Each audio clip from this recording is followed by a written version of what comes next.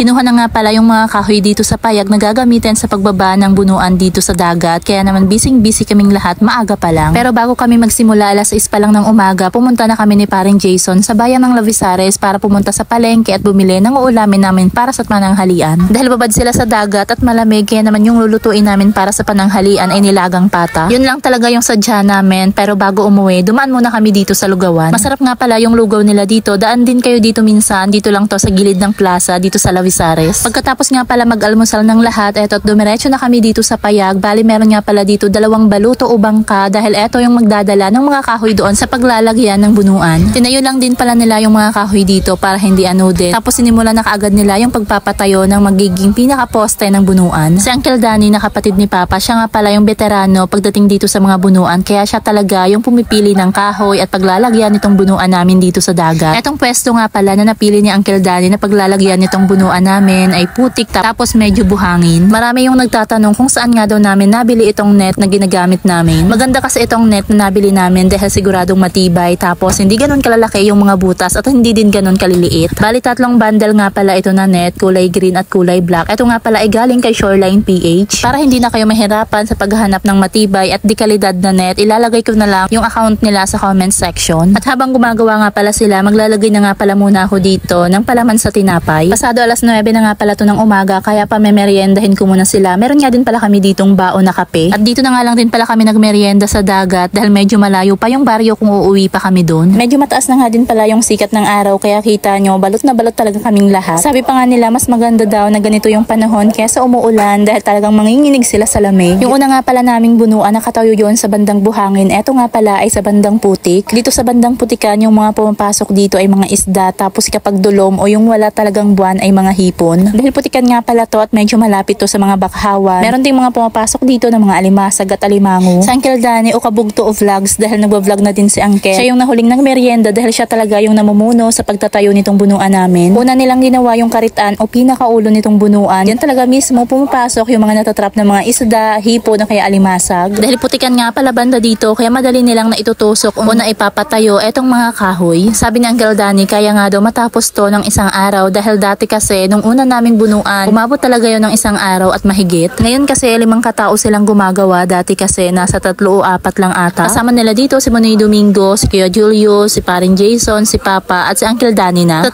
baluto nga pala yung nandito, yung sinasakyan ko, yung sinasakyan nitong mga net at yung sinasakyan naman ng mga kahoy. Maraming salamat nga pala sa nagpahiram sa amin ng 2 baluto. Pagkatapos nilang magpatayo ulit ng mga kahoy, eto at nagbaba ulit sila ng isa pang rolyo ng net. Kapag naglalagay nga pala ng bunuan dito sa dagat, naghihintay nga pala kami ng hubas o low tide para naman hindi sila langoy ng langoy at kayang-kaya nilang tumayo at kaya din nilang maipatayo yung mga net at mga kahoy. Sa totoo lang, hindi talaga madali magpatayo ng ganitong bunuan dahil bukod sa magastos, kailangan marunong ka maggawa, kailangan din maganda din yung pesto, tapos matyaga ka sa pagtibaw o pag-check nitong bunuan. Sa isang araw kasi 2 beses to pinupuntahan tapos minsan talaga wala talagang kalaman naman na isda. Yes mga mare at pare, hindi araw-araw Pasko, sabi pa nga nila, hindi din talaga araw-araw may lamang mga isda to. Alas 11 na nga pala yan ng umaga at kukuha kami ni Papa ng pagkain ng pananghalian namin sa baryo. Pero bibitinin muna namin kayo hanggang dito muna ang aking mini vlog. See you on my next vlog.